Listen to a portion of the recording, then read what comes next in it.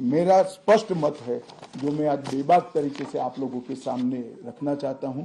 Record के आधार पर कह सकता हूं मैं, भारत के आजादी के बाद किसी भी कानून पारित कराने के लिए इतनी लंबी चर्चा का प्रोसेस नहीं हुआ है। ये मैं रिकॉर्ड पर कहने के लिए तैयार हूं। 4 साल तक इस कानून पर विचार हुआ और अगर आपको अभी भी कुछ कहना है तो आप जरूर आइए, मैं सुनने के लिए तैयार हूं। मगर कृपया इस कानून को पब्लिक तक इसकी सेवा करने देने का मौका देना चाहिए। समय पर न्याय मिलेगा तो देश का भला होगा। संविधान की सुरक्षा और आत्मसम्मान की भावनाओं को नागरिक प्राप्त कर पाएंगे तो देश का भला होगा। और सबसे बड़ा बदलाव है, हमने थोड़े धैर्य के साथ टीथिंग प्रॉब्लम को देश की जनता ने भी बड़े धैर्य के साथ लेकर सिस्टम को सुधारने का मौका देना चाहिए। और मैं सभी दलों से भी कहना चाहता हूं कि राजनीति से ऊपर उठकर आप इसका समर्थन करिए और जो भी सुझाव जनता के हित में है लेकर आइए। हम इस पर चर्चा करने के लिए तैयार हैं। आप लोगों के मन में कोई बात है तो आप जरूर पूछ सकते हैं। सर, मैं नीरज पांडे हूं, एबीपी न्यूज़ से। मेरा सवाल है सर, पहले के कानून में किसी आरोपी को गिरफ्तार किया जाता था तो 15 दिन के रिमांड की व्यवस्था थी। अभी जो नया कानून है उसमें गिरफ्तारी के 60 दिनों तक कभी भी या तो काफी आदेशों में बुलाकर रिमांड लिया जा सकता है। इससे फायदा क्या होगा? नहीं, मैं आपको समझाता हूं। ये भ्रांति फैलाई गई है कि रिमांड का समय बढ़ाया गया है। मैं स्पष्ट कर देना चाहता हूं कि नए कानूनों के तहत, बीएनएस के तहत रिमांड का समय 15 दिन का ही है। मैं आप लोगों के सामने डिटेल में बताना चाहता हूं। आरोपी को आज पुलिस ने कस्टडी में लिया, कोर्ट ने रिमांड दे दी और आरोपी अस्पताल में भर्ती हो जाता है और 15 दिन तक अस्पताल में रहेगा तो क्या इसकी पूछताछ ही नहीं होगी? पूछताछ करनी चाहिए या नहीं करनी चाहिए? इसलिए हमने प्रावधान किया है कि 15 दिन की अपर लिमिट के अंदर, 60 दिन की अपर लिमिट के अंदर पुलिस इसका रिमांड ले सकती है। वरना उसको तो जुडिशियल कस्टडी में जेल में पहले भी रहना था और बाद में भी रहना है। एक दूसरा आरोपी पकड़ा जाता है, पुलिस को दोनों को इकट्ठा करके पूछताछ करनी है तो कैसे करेगी? तो 15 दिन की लिमिट को हमने नहीं बढ़ाया है। रिमांड 15 दिन की ही होगी। 60 दिन के भीतर 1 या 2 टुकड़ों में आप 15 दिन की रिमांड ले सकते हैं। भ्रांति फैलाई जा रही है कि रिमांड का पीरियड बढ़ाया गया है। कृपया मैं आप सबसे निवेदन करता हूं कि इसको आप क्लैरिफाई करिएगा जिससे जनता में गलत बात न जाए। Total 15 days within 60 day. वो जानबूझकर उठा रहे हैं, मैं मानता हूं उन्होंने तो पढ़ा होगा कानून। सर, आज से ये कानून लागू हुआ, लेकिन सबसे पहला जो मामला एफआईआर हुआ दिल्ली में देखे तो स्ट्रीट वेंडर के खिलाफ कर दिया है। ये झूठ है, ये झूठ है। सबसे पहला मामला अब तक के रिकॉर्ड के हिसाब से ग्वालियर के पुलिस थाने में हुआ है और चोरी का है।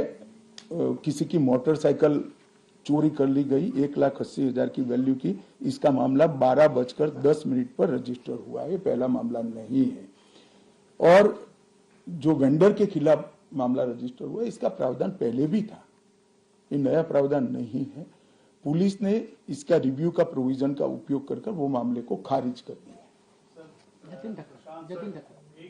आपने तो ये कहा है कि जितने भी लॉज बन रहे हैं शेड्यूल 8 की लैंग्वेजेस में मौजूद होंगे, पर तमिलनाडु की जो रूलिंग पार्टी है डीएमके, उनको अपोजिशन और कुछ और पार्टीज का भी नाम हिंदी में क्यों है जब पूरे देश में एप्लीकेबल हो? देखिए, मैं अलग बात कहना चाहता हूं। एक तो पूरा कानून तमिल में उपलब्ध कराया जाएगा। एक बात समझिए, प्रोसीडिंग तमिल में होंगे। अगर नाम के लिए भी आपके मन में कोई विरोध है तो मिलकर करना चाहिए। मुख्यमंत्री जी, सांसद, मुझे तो कोई ने ना किसी ने मिलने का समय मांगा है ना कोई मिलने आया है।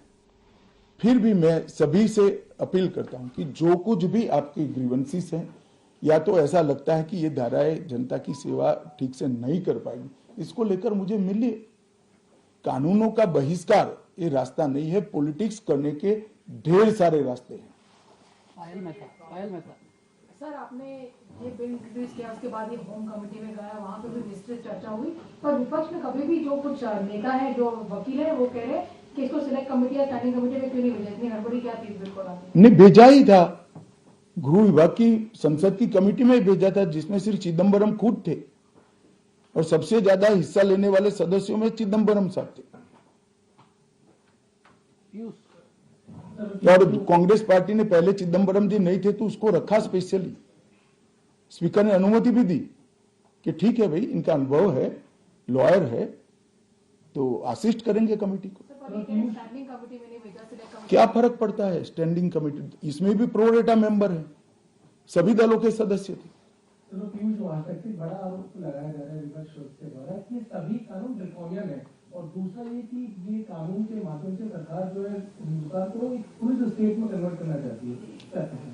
देखिए, मैंने आज आपको एक नोट भी गृह विभाग के माध्यम से अधिकृत नोट दिया जाएगा, जो मेरा आप सभी से निवेदन है कि इसको आप कृपया आप सबके अखबारों और टीवी चैनल्स के अंदर जनता के लिए रखें।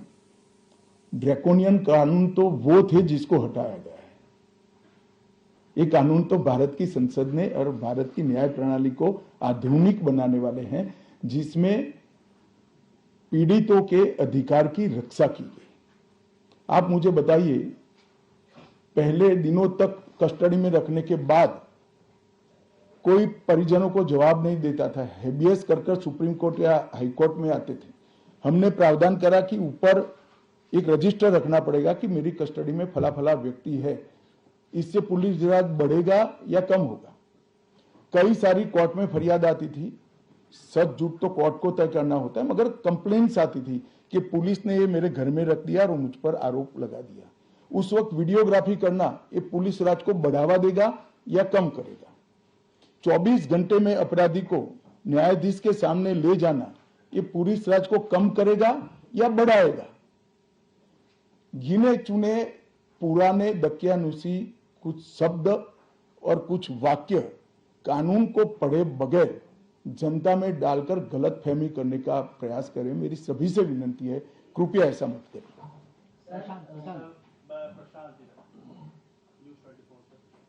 सर, मेरा सवाल ये है कि आप जो कंप्लेनेंट एफआईआर लॉन्च करें, एंड रिजल्ट में उसको जो रिलीफ चाहिए, लंबी लड़ाई होती है, उसके नीचे जो काम करने वाला सिस्टम का ढांचा तो वही है, उसको कैसे उस पर रिलीफ? ऐसा नहीं है, सिस्टम के ढांचे पर कोई समय मर्यादा तय नहीं थी। अब पुलिस से लेकर जुडिशरी तक सबकी समय मर्यादा तय हुई है और टेक्नोलॉजी का हम उपयोग कर रहे हैं। आप बेंगलुरु गए हो, आपका गवाही का दिन है तो बेंगलुरु से आप गवाही दे सकते हो, कोर्ट में जाने की जरूरत नहीं है। मगर ये पूरी प्रक्रिया को अप्लाई होते होते, टेक्नोलॉजिकल अपग्रेडेशन और सारे होते होते 3 या 4 साल लगेंगे। मैं आपको और आपके माध्यम से देश की जनता को विश्वास दिलाना चाहता हूं कि ये कानूनों के पूर्ण इंप्लीमेंटेशन के बाद किसी भी एफआईआर का सुप्रीम कोर्ट तक 3 साल के अंदर न्याय मिलने की प्रक्रिया पूरी हो जाएगी, और मैं सोच समझ कर कह रहा हूं इसको। जी, मैं रविकांत हूँ, टाइम्स ऑफ भारत से।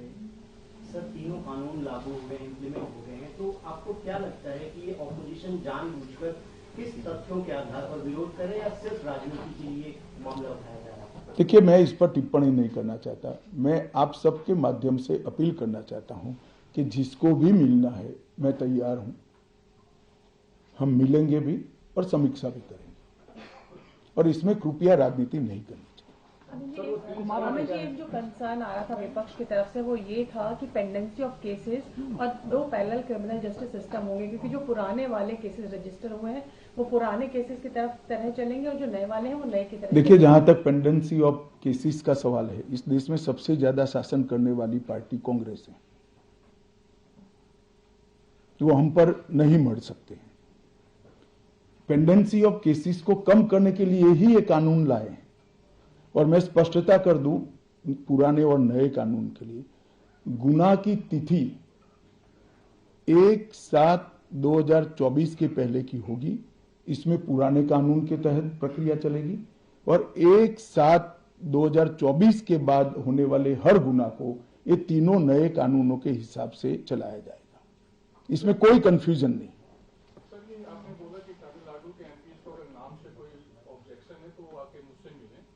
तो क्या अगर वो आपसे मिलेंगे तो क्या इस government open to their suggestion? भैया मिलने तो दो, वो क्या लेकर आएंगे बताएंगे, तुम यहाँ कहाँ निर्णय करा रहे हो। सर मैं यकीन हूँ न्यूज़ 18 इंडिया से विपक्षी दल कह रहे हैं कि वो जहाँ जहाँ उनकी सरकार है वो इस कानून के खिलाफ अपनी विधानसभा में प्रस्ताव पारित करेंगे और राष्ट्रपति तक सुप्रीम कोर्ट में मामला ले जाएंगे। चलो ये तो लोकतांत्रिक प्रक्रिया है, सबको अपना अपना अधिकार है। सर आप कोई सर इसमें एक जो बात कही जा रही है कि टेक्नोलॉजी का इस्तेमाल होगा और हर थाने तक उनको टेक्नोलॉजी दिया जाएगा, लेकिन अभी भी बहुत सब थानों में ये पहुंचा नहीं है, तो कैसे? देखिए जहाँ तक थानों का सवाल है, हम 4 साल से काम कर रहे हैं, पूर्णतया नहीं पहुंचाऊंगा, मैं इस बात को स्वीकार करता हूं। इसीलिए इस कानून में हमने प्रोविजन रखा है कि एक थाना कंप्लीट होता है तो उसको आप नोटिफाइड कर सकते हो, एक कोर्ट कंप्लीट हो जाए तो इसको, फिर पूरी तहसील, फिर पूरा डिस्ट्रिक्ट और फिर पूरा स्टेट, कई सारे स्टेज में इसकी न्यायिक प्रक्रिया को नोटिफाइड करना है। जहां तक बीएनएस का सवाल है, भारतीय न्याय संहिता का सवाल है, दफाई लगाने का सवाल है, ये पूरे देश में लागू हो जाए।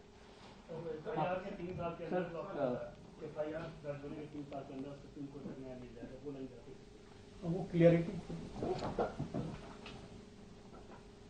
मैं आप सभी के माध्यम से देश की जनता को विश्वास दिलाना चाहता हूं कि इस कानून के संपूर्ण इम्प्लीमेंटेशन के बाद और कुछ तकनीकी तैयारियां करनी है, ये तकनीकी तैयारियां होकर थाना और कोर्ट नोटिफाइड होने के बाद किसी भी न्याय मांगने वाले व्यक्ति को एफआईआर की डेट से 3 साल के अंदर सुप्रीम कोर्ट तक न्याय मिल जाएगा, इसका मुझे भरोसा है और कानूनों में इस प्रकार का हमने प्रावधान किया है।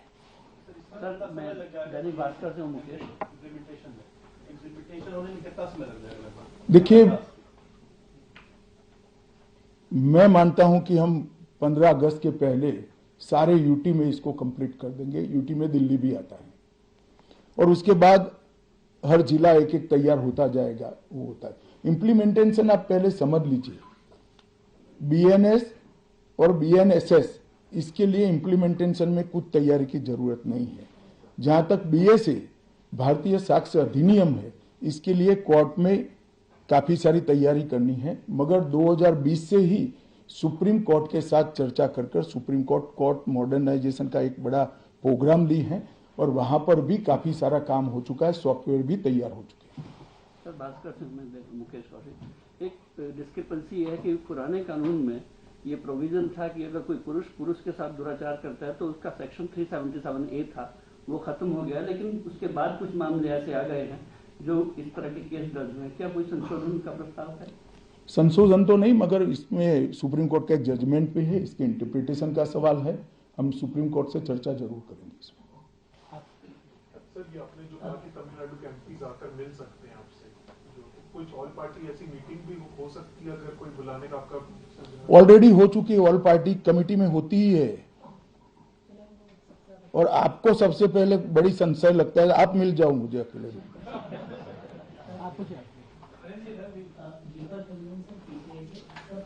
एफआईआर दर्ज करना एक महत्वपूर्ण बात होती है, तो थानों में जो पुलिस अधिकारी हैं उनको इस कानून के बारे में प्रशिक्षित करने का काम कब तक? भैया आप शायद सुने नहीं, 6,20,000 पुलिस कर्मचारियों का ट्रेनिंग हो चुका है और हमारे यहाँ 17,000 के करीब, कितने हैं गोगिया जी थाने?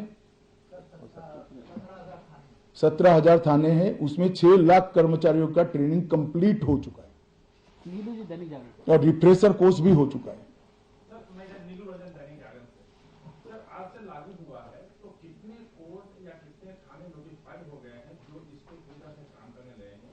और फॉरेंसिक का बहुत महत्व है। जनवरी में आपने कहा था कि केवल कुछ 70 जिलों में, जो आप 85 जिले हैं पुलिस के, उसमें फॉरेंसिक मोबाइल बैंक है। अब कहाँ तक वो बात पहुंची है, कितने जिलों में? देखिए ऐसा है कि मैंने जो कहा वो तैयारी में समय लगेगा। तब तक दिल्ली में एक हमने मॉडल लिया है जिसमें फॉरेंसिक अधिकारियों को किट के साथ तैयार करा है। ज्यादातर मामलों में फॉरेंसिक वैन की जरूरत नहीं, किट से भी हम सैंपल ले सकते हैं और इसकी एक संपूर्ण योजना बनाकर इसका पूरा ट्रेनिंग हो चुका है। और हमारी जो यूनिवर्सिटी है, फॉरेंसिक साइंस यूनिवर्सिटी, इसने इसका पूरा सिलेबस भी बनाया है और पुलिस कोर्ट और वकील तीनों का ट्रेनिंग भी किया है। सर, क्योंकि आज से ये तीनों कानून लागू हो चुके हैं देश के अंदर, आपने कई फीचर्स और कई धाराएं बताई हैं जो कई लोगों को सहूलियत भी देंगे।